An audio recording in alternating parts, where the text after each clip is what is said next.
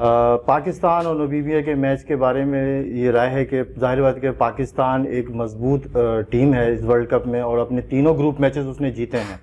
India और New Zealand और अफ़गानिस्तान को शिकस्त दी है और अपने ग्रुप में वो लीड कर रहा है। तो नमीबिया एक जूनियर टीम है, लेकिन नमीबिया ने भी स्कॉटलैंड को काफ़ी अच्छा टाइम दिया और एक जिस तरह एसोसिएट मुल्क जो होते हैं 8 एसोसिएट मुल्क हैं, 2 बाकी क्वालिफायर होते हैं, तो ज़ाहिर है वो कारकर्दगी दिखाकर यहाँ वर्ल्ड कप में वो उनकी शमूलियत होती है, वो हिस्सा ले के अहल होते हैं।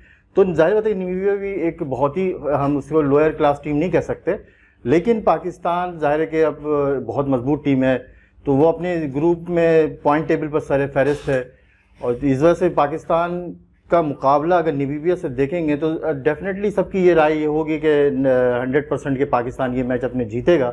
लेकिन हमें पाकिस्तान को अपने रन रेट को मौका होता है जूनियर टीमों के साथ जब हम खेल रहे होते हैं तो अपने रन रेट को कहीं ऊपर ले जाएं। पाकिस्तान इस पर 0 पॉइंट समथिंग की 6 के रेट्स पर अपने रन रेट पे है, जबकि हमारी इससे जूनियर अफ़गानिस्तान इस वक्त तकरीबन 3 के औसत से अपनी मैचेस जीते के पॉइंट टेबल पर मौजूद है।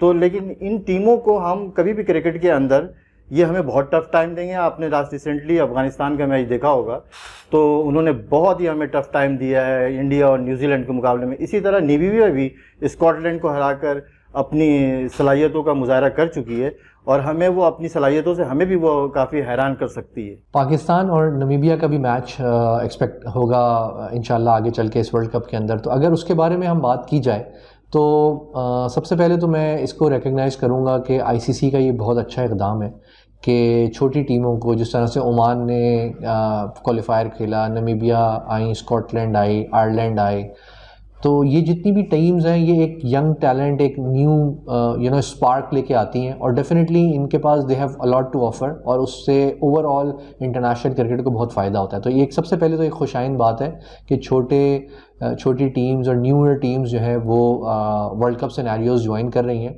और अपने अपनी परफॉर्मेंस दिखा रही हैं।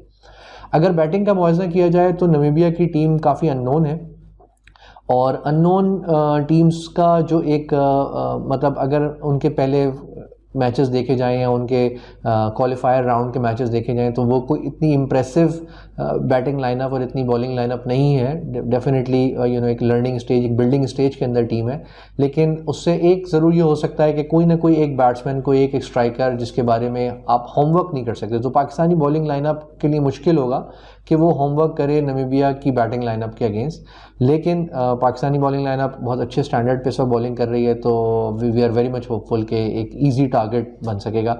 एक चीज़ ज़रूर मैं मेंशन करना चाहूँगा कि पाकिस्तानी टीम को बिल्कुल भी लाइट नहीं लेने चाहिए इन मैचेस को, और वो इसलिए नहीं लेने चाहिए क्योंकि देखें आपकी एक विनिंग स्ट्रीक होती है। अगर आप उस विनिंग स्ट्रीक के साथ खेलते हुए आ रहे हैं और आपने पहले 2 बड़े मैचेस जीत लिए हैं, तीसरा मैच भी अगर आप जीत जाते हैं, तो ये जो स्कॉटलैंड और नमीबिया के ख़िलाफ़ जो मैचेस हैं, एक विनिंग स्ट्रीक के साथ अगर आप सेमीफाइनल में जाएंगे तो आपका एक विनिंग हैबिट बिल्ड हो चुकी होगी और आपके लिए आसानियाँ होंगी सेमीफाइनल और later final of the tournament में परफॉर्म करने के लिए।